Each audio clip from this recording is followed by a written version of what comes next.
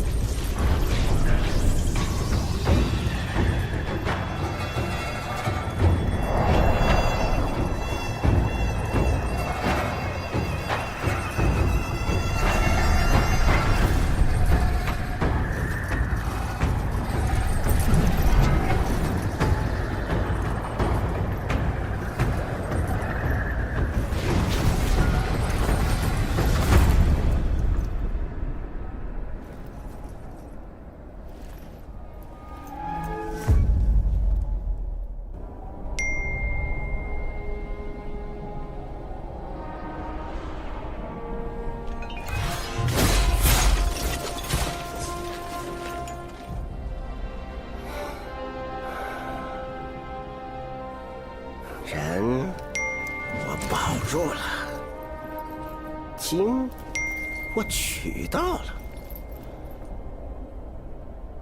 俺老孙啥功名不要，只求回到这花果山中了，过过逍遥日子。上面的天王老子信不过我懂，让你小子带些虾兵蟹将过来虚张声势，又想唬我回去做神仙。我也懂，我不懂的是，你他娘的杀我好子好孙！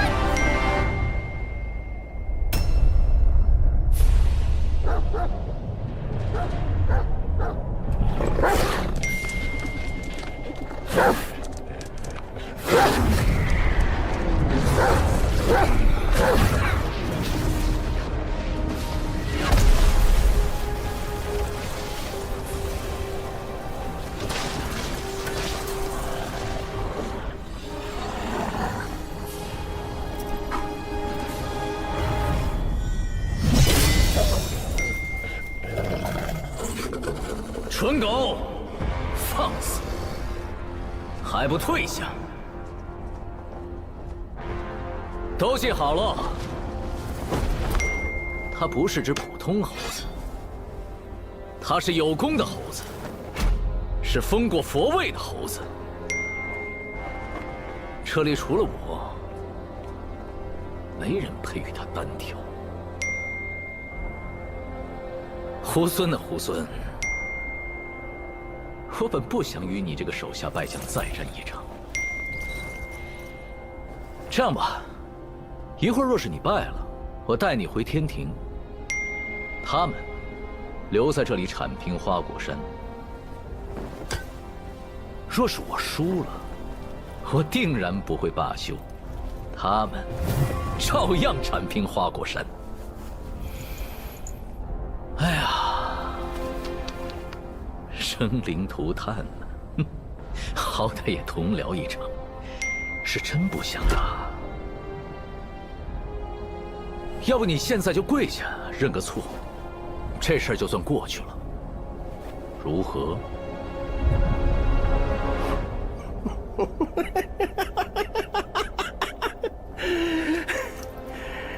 这么多年了，除了那只猪头，就属你最会扯淡，最能逗老孙开心。杨兄弟，你放心，待会儿我只拔下你额头上那颗眼睛尝尝鲜，其他2颗先给你留着，我让你亲眼看看我是怎么杀光天庭每一条狗的。这里的，上面的，还有刚刚那条黑的，留下点儿，一起上吧！老天一再给你机会，你这般不识抬举，算不算背恩忘情？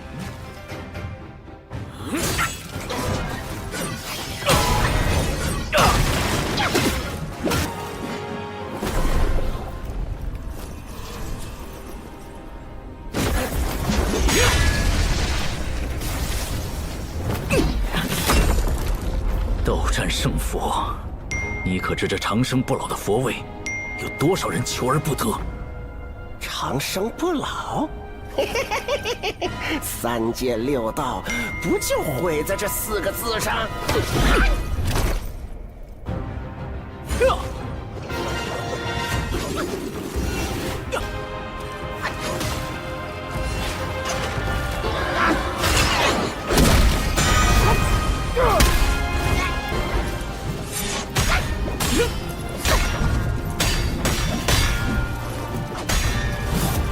佛侯，你受了天禄，本性未改，今日谁也救不了。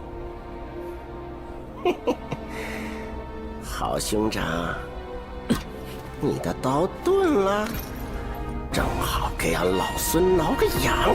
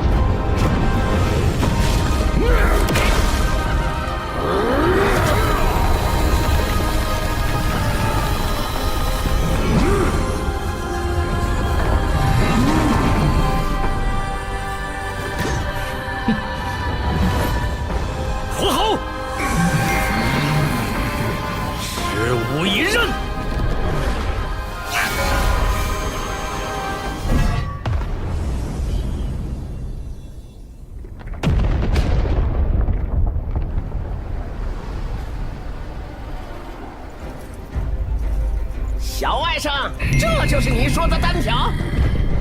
天上阳光扎眼的很，有种再和你舅舅去山里会会。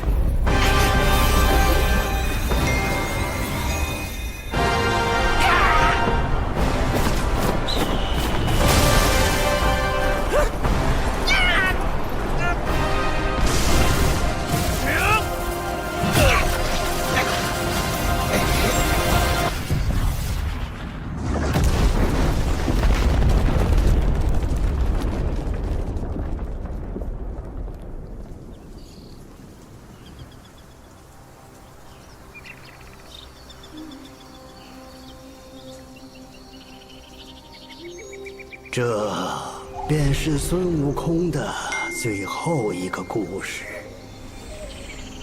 他一生豪杰，平生最喜自由自在。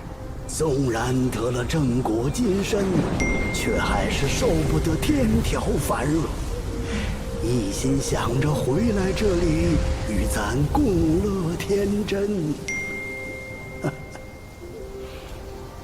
谁知他辞了佛位，欢喜还乡。有些人倒是越发放心不下。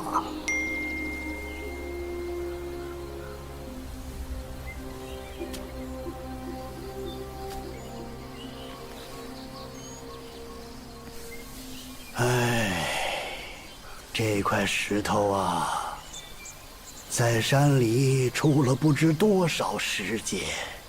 我打小听人说，齐天大圣的尸身就藏在里面。他乃天产石猴，本有不生不灭的大神通，纵然不幸身死，但神魂没有完全消散，而是化为了6件灵物，各自逃遁，隐匿世间。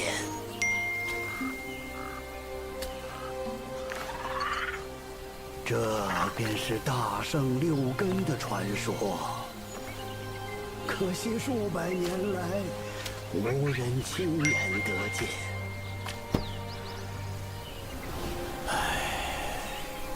我老了，走不完这四周茫茫之地。但你们之中，书籍会有天命所归，将他遗下的灵物一一寻遍，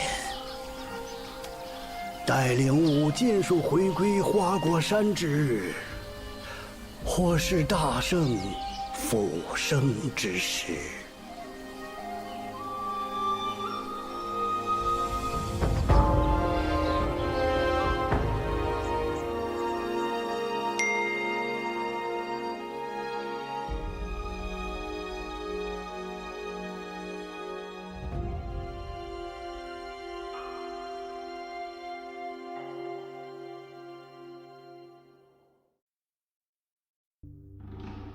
Take a look. These are the 45 keywords I've identified that non-Chinese players might find confusing. 45. Although they are quite scattered, after organizing them, I found that these keywords roughly cover 5 main aspects. The worldview, the original novel, the game itself, Sun Wukong, and Erlang, the sacred divinity. Here, the game itself mainly refers to the reinterpretation and new creations the game developers have made based on the original Journey to the West novel. Let's take a look together. The game's worldview is directly taken from the original novel Journey to the West. This worldview blends Chinese mythology and folklore, such as the stories of Pangu creating heaven and earth, and Nuwa creating mankind, which I briefly discussed in one of my videos about Chinese people. It also incorporates elements from regional records and traditions, like those found in the classic of mountains and seas, and in search of the supernatural. Additionally, it integrates ideas from Buddhism, Taoism, and Confucianism. These elements together shape the overall worldview of Journey to the West. The novel was also influenced by earlier pilgrimage stories. Most importantly, the creativity of its author, Wu Chengmen, resulted in exceptional plot design and character development in Journey to the West. In the world of Journey to the West, everything is divided into the 3 realms: heaven, earth, and humanity. Heaven represents the celestial world of deities, earth includes both the human realm and subterranean realms, such as the Dragon Palace and the underworld, and humanity refers to all living beings in the mortal world. Building on this, Journey to the West also incorporates the Buddhist concept of the reincarnation of all beings, which includes both the 3 realms and the 6 paths. It's important to note that Taoism does not have a concept of reincarnation. It seeks immortality in this life, which is distinctly different from Buddhism's 3 realms and 6 paths. The 3 realms consist of the desire realm, the form realm, and the formless realm. The desire realm is the human world where sentient beings, including humans and animals, live. The form realm refers to the heavenly realm, where deities have transcended lower desires and escaped the cycle of reincarnation. The formless realm is the highest spiritual realm, where beings are completely free from the material world and are no longer subject to reincarnation. The 6 paths describe the different states of existence for beings based on their karma, or the 6 levels of reincarnation. This means that every being, or even an object, based on its state of life or cultivation, determines its level of reincarnation. The higher the level of cultivation or goodness, the higher the level of reincarnation. The highest level is the heavenly path, where beings are reincarnated as gods or immortals, escaping the cycle of reincarnation and achieving eternal life. The second level is the Asura path, where beings are half god and half demon. The third level is the human path, the world of humans. The fourth level is the animal path, representing the animal world. The fifth level is the hungry ghost path, a realm of souls plagued by hunger and greed. The sixth and lowest level is the hell path, a place of extreme suffering and torment. In the game's dialogue, when Sun Wukong mentions the 3 realms and 6 paths, it is translated into English as all living beings. He is actually referring to the 3 realms and 6 paths, which is a general term for all living beings or objects in the world. Together, the Taoist 3 realms of heaven, earth, and humanity, and the Buddhist 3 realms and 6 paths, form the worldview of Journey to the West, encompassing all living beings, including gods and humans. The ultimate goal for all living beings is to ascend to the celestial realm and achieve immortality or eternal life. Thus, when Sun Wukong mentions immortality, destroying the 3 realms and 6 paths, he means that the pursuit of immortality can lead to chaos and the use of unethical methods. The proper way to achieve true immortality is through cultivation, which requires a significant amount of time, often measured in millennia. This is the only method for ordinary beings to attain immortality. Chinese cultivation, or xianxia novels, are a genre focused on the journey of cultivation, filled with schemes, deceit, and the survival of the fittest. Another method is to receive recognition from heavenly deities, allowing one to directly join the ranks of immortals. This is how Sun Wukong became an immortal. Since there are many ways to cultivate, some righteous, some dubious, and even some evil, being recognized as an immortal means one's methods are acknowledged. If the methods are evil, recognition will not be given, and this may even result in punishment or eradication. The recognized immortals form the celestial court, which functions like a government overseeing all living beings. Its leader is the Jade Emperor, whom Sun Wukong refers to as the Heavenly King Father. Once part of the celestial court, one's name is recorded in the celestial register, a list of acknowledged immortals, which is the Taoist way of ascension. In the novel, the Taoist influence is mainly over the eastern lands, specifically China. In Buddhism, the aim is to become a Buddha, a goal also achieved through long cultivation. However, there are shortcuts, such as being acknowledged by a Buddha or Bodhisattva, or performing virtuous deeds, which can lead directly to Buddhahood. Achieving Buddhahood grants one a golden body of enlightenment, similar to being listed in the celestial register, marking entry into the ranks of immortals. The supreme leader of Buddhism is the Buddha Tathagata, an incarnation of Shakyamuni.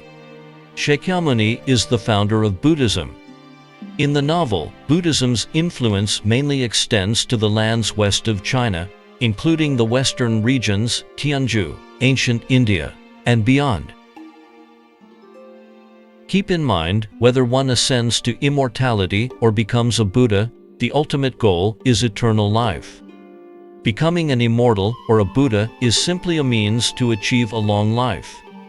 There are also auxiliary methods, such as refining and consuming elixirs of immortality, eating the peaches of immortality, or consuming Tang Sunzang, which is very evil, to achieve immortality. The essence of achieving immortality lies in cultivation. If the cultivator is human, successful cultivation allows them to become a god or an immortal. If the cultivator is not human, they must first cultivate to take on a human form. If their magical power is insufficient, they remain in animal form and are considered demons. Inanimate objects or plants that cultivate become spirits. The dead who have not reincarnated become ghosts, and beings with special forms or powers are called monsters. After the novel Journey to the West, the idea of cultivating to become an immortal and gain a long life was further developed, giving rise to the concept of xianxia or cultivation novels. In these novels, cultivation can grant a long life, but not necessarily eternal life.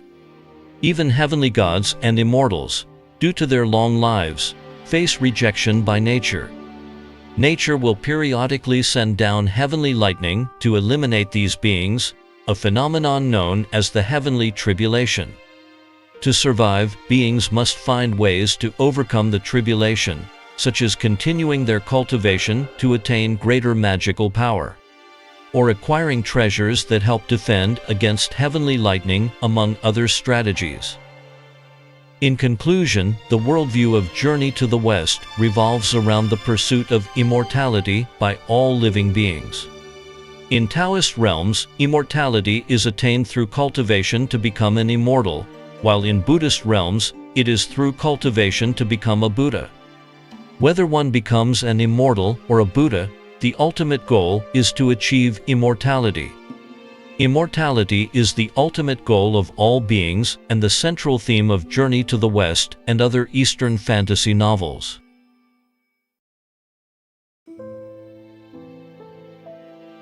The original novel Journey to the West is somewhat akin to Tolkien's The Lord of the Rings in Western literature. However, in my opinion, Journey to the West offers even deeper meaning and a broader scope than The Lord of the Rings. Journey to the West is mainly based on the historical event of the Tang Dynasty monk Xuanzang's pilgrimage to the West in search of Buddhist teachings around 627 AD. Xuanzang overcame numerous hardships to travel from Chang'an, modern-day Xi'an, to Nalanda Monastery in India, where he delved deeply into Buddhist studies. In 645 AD, he returned to Chang'an with a vast collection of Sanskrit Buddhist scriptures. Sanskrit is an ancient Indian script that is still in use today, which he systematically translated, significantly influencing the development of Buddhism in China. Xuanzang also authored the Great Tang Records on the Western regions, detailing his experiences in Central Asia and India, which served as the prototype for Journey to the West. The main storyline of Journey to the West follows the journey of the Tang monk, a character based on Xuanzang, as he travels westward to obtain Buddhist scriptures. Before this journey, Journey to the West introduces the iconic character Sun Wukong, the Tang monk's first disciple, who refers to the Tang monk as master. Sun Wukong's rise from humble beginnings to great success is one of the key reasons readers are drawn to Journey to the West. along with its unique worldview and a spectacular array of demons, spirits, gods, and magical creatures. The seemingly straightforward yet profoundly layered narrative makes Journey to the West one of China's 4 great classical novels, enjoying widespread popularity. The game's title, Black Myth, is intended to highlight its contrast with the more child-friendly image that Journey to the West has gained in China over the past few decades. Following the release of the classic 1964 animated film Havoc in Heaven and the 1984 TV series Journey to the West, the character of Sun Wukong became a favorite among children, which led to Journey to the West being viewed primarily as children's literature. This clearly underestimates the true allure of Journey to the West. The original Journey to the West contains a lot of content not suited for children, so calling it a black myth is not unwarranted. The game Black Myth, Wukong is, in fact, a faithful interpretation of the original Journey to the West, shedding the children's literature label and allowing people to truly appreciate the depth and charm of the original work. Although the game's storyline may not be particularly outstanding, and the dialogue in the opening scenes is not exceptional, the portrayal of Sun Wukong that remains true to the original, along with the faithful recreation of various demons and settings, still brings a refreshing experience. For those who have long viewed Journey to the West as children's literature, this new interpretation is particularly gratifying.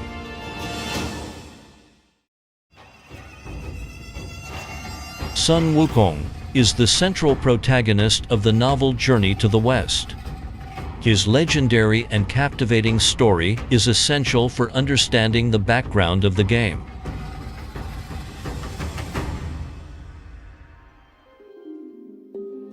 On Flower and Fruit Mountain, translated in the film as either Mountain or Mount Huaguo. The correct translation is Flower and Fruit Mountain, which means a mountain range full of flowers and fruits. There was a giant rock that absorbed the essence of heaven and earth. After thousands of years, this rock eventually gave birth to a stone monkey. At the moment of his birth, the heavens and earth shook, and the sun and moon dimmed. The stone monkey was extraordinarily intelligent, clever, quick-witted, and possessing special powers. On Flower and Fruit Mountain, he played with other monkeys and soon became their king, earning the respect and admiration of his fellow monkeys. These monkeys are the descendants of Sun Wukong, referred to as my kind by Sun Wukong in the film. The old monkey appearing at the end of the film is one of these descendants. However, after witnessing the deaths of the older monkeys, the stone monkey developed a desire for immortality. Determined to find a way to live forever, he set out on a journey to find a master and learn the secrets of immortality. He left Flower and Fruit Mountain, searching far and wide for a teacher, and eventually became a disciple of the patriarch Bodhi. Seeing his monkey-like appearance, the patriarch Bodhi named him Sun Wukong. Under the patriarch Bodhi's instruction, Sun Wukong learned the 72 transformations, allowing him to transform into 72 different creatures or objects. The body freezing spell and the cloud somersault technique, enabling him to ride on clouds and fly freely. Sun Wukong also inspired the character Goku, as well as elements like the compliant golden hoop rod and the flying nimbus in the Japanese manga Dragon Ball. However, due to Sun Wukong's mischievous nature, the patriarch Bodhi feared that he would eventually cause trouble and did not want to be associated with it. Therefore, he expelled Sun Wukong from his tutelage.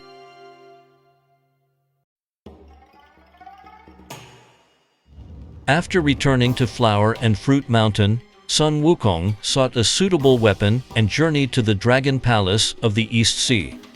The Dragon Palace is the underwater abode of the Dragon King, with Dragon Kings ruling over the 4 seas: East, South, West, and North.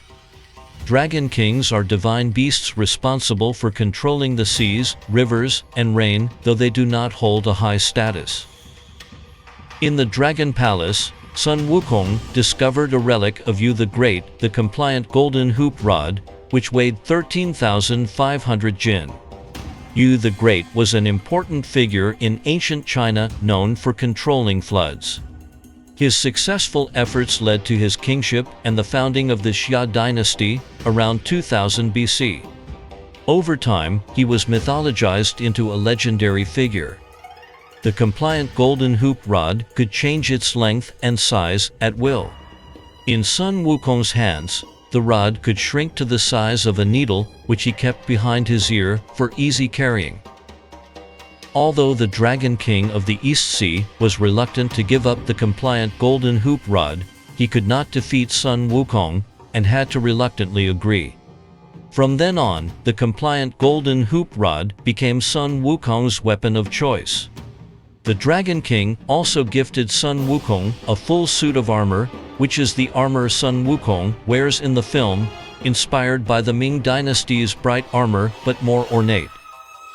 Armed with the compliant golden hoop rod and his 72 transformations, Sun Wukong became invincible.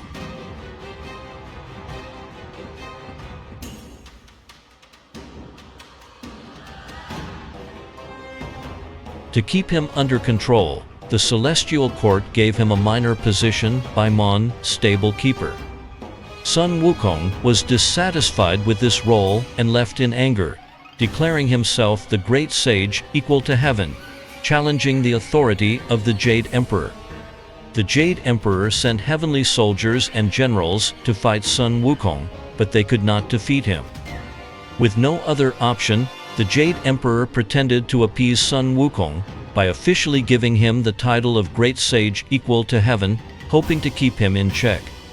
However, at the Peach Banquet, Sun Wukong did not receive the respect he believed he deserved, and in his fury, he created chaos at the banquet. These are the opportunities that Erlang referred to as the chances given to Sun Wukong by the Celestial Court.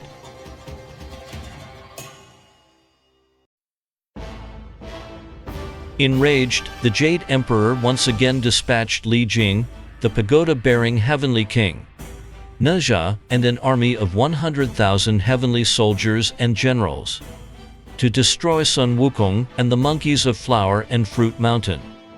Sun Wukong displayed incredible power, standing his ground against the gods of the Celestial Court.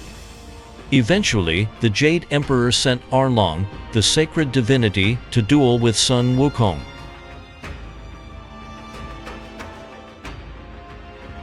The two fought fiercely, even transforming into birds of prey to fight in the sky, yet neither could gain the upper hand.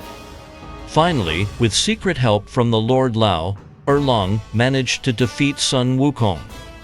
In Journey to the West, the Lord Lao is an important deity in Chinese Taoism, regarded as the ancestor of Taoism and the master of alchemy. He is also considered an incarnation of Laozi, the founder of the Taoist school, possessing immense magical powers. Because of Sun Wukong's indestructible stone body, the Lord Lao threw him into the 8 trigrams furnace to be incinerated. Although Sun Wukong's eyes were damaged by the smoke and flames, he ultimately escaped from the furnace and stormed directly into the Hall of Miraculous Mist in a rage.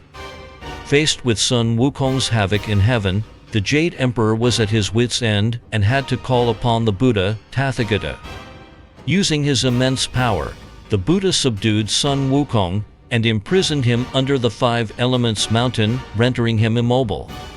This left the Jade Emperor indebted to the Buddha, eventually agreeing to allow Buddhism from the West to spread into the Taoist-influenced East, leading to the story of Xuanzang's journey to the West for scriptures 500 years later. 500 years later, Guanyin Bodhisattva came to the base of the 5 Elements mountain, freed Sun Wukong, and instructed him to accompany the Tang monk, Xuanzang, on his journey to the west to retrieve the Buddhist scriptures. To control Sun Wukong, Guanyin tricked him into wearing a tight fillet headband. Whenever the Tang monk recited the binding spell, Sun Wukong would experience unbearable pain and had no choice but to obey. On their journey, Sun Wukong led Pigsy, Sandy, and the white dragon horse in protecting the Tang monk. The that pig mentioned in the dialogue refers to Pigsy, who was once a major general in the celestial court. Due to his misconduct while drunk, he flirted with Chang'e, a famous beauty who lives on the moon and became an immortal after ascending from the mortal world. China's lunar missions are named after her. As punishment, the Jade Emperor sent Pigsy to the mortal world, where he was reincarnated as a pig demon. After overcoming 81 trials, they finally obtained the true scriptures, and Sun Wukong was granted the title of victorious fighting Buddha, achieving enlightenment and a golden body. From an ordinary stone monkey to the great sage equal to heaven, Sun Wukong's journey is legendary. He represents not only courage and wisdom, but also symbolizes rebellion against tyranny and the pursuit of freedom. Sun Wukong's story has inspired generations of Chinese people, becoming a treasured part of Chinese culture.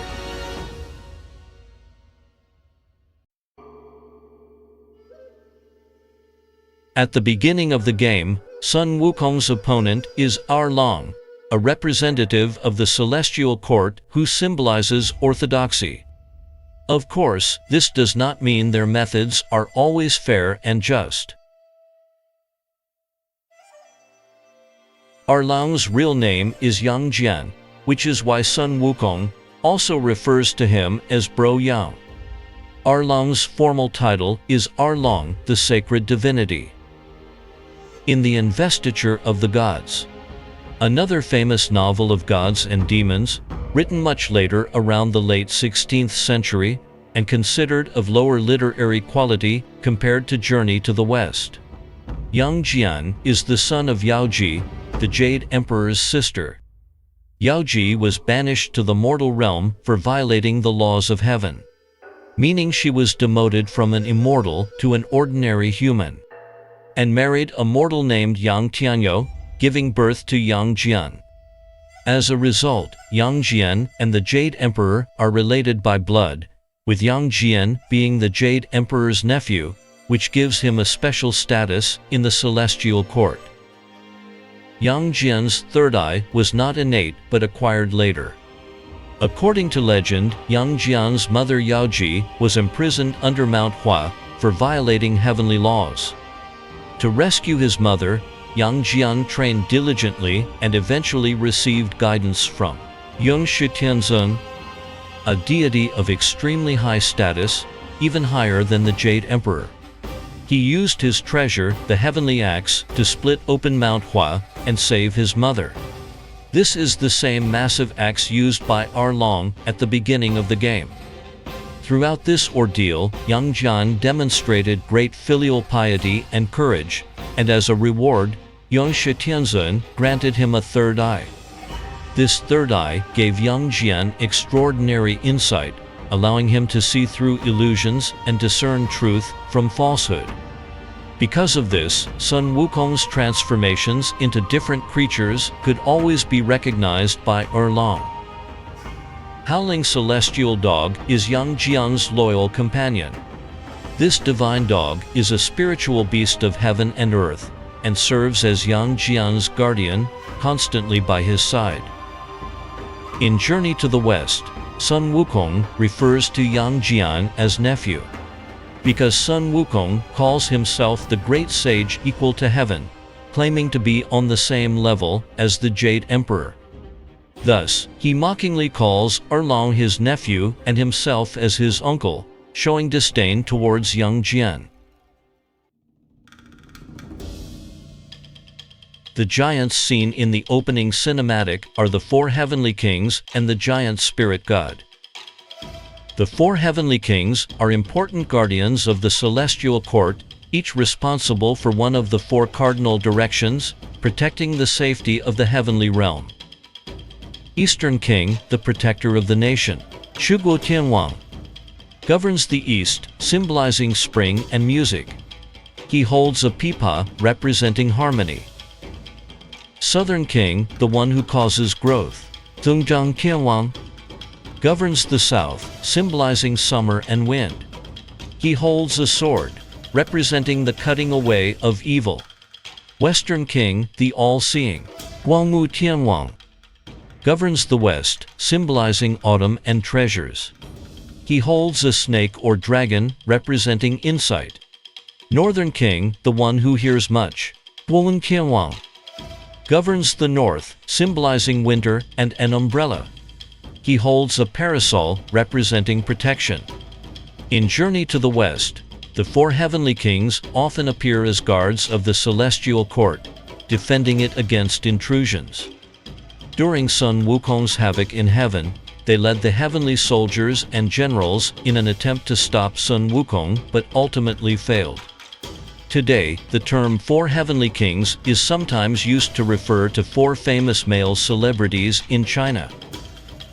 The giant spirit god is a mighty warrior of the celestial court in Journey to the West, possessing extraordinary strength, capable of moving mountains and filling seas.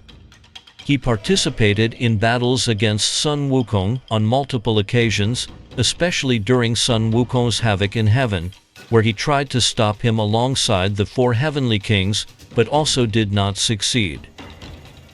The heavenly soldiers and generals are the army of the celestial court, directly commanded by the Jade Emperor. They are tasked with executing the Jade Emperor's orders and maintaining order in the celestial court. They are well equipped and have formidable combat abilities, but often find themselves outmatched when facing powerful enemies like Sun Wukong.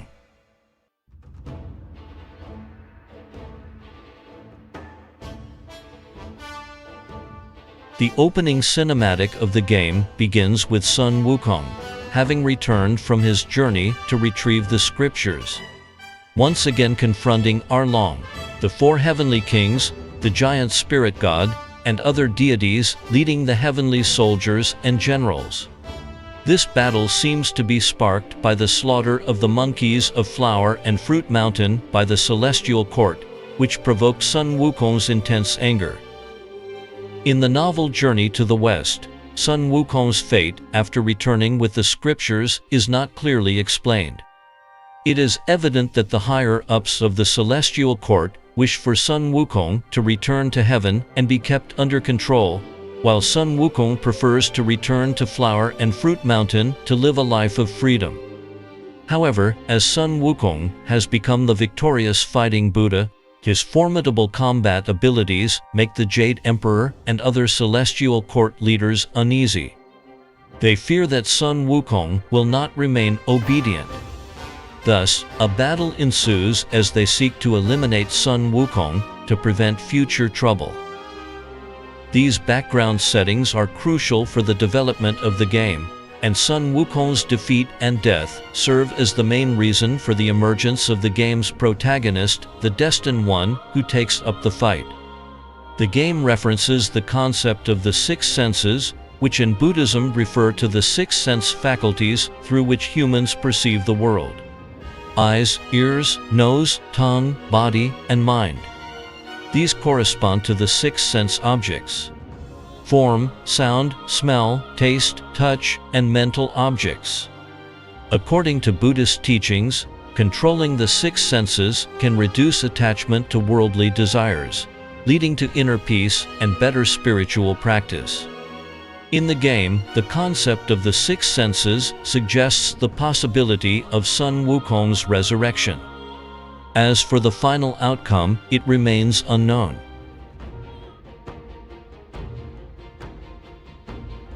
Black Myth: Wukong is an amazing game. While my explanation may not answer all of your questions, it will give you a general understanding of the game's worldview, main characters, and story background.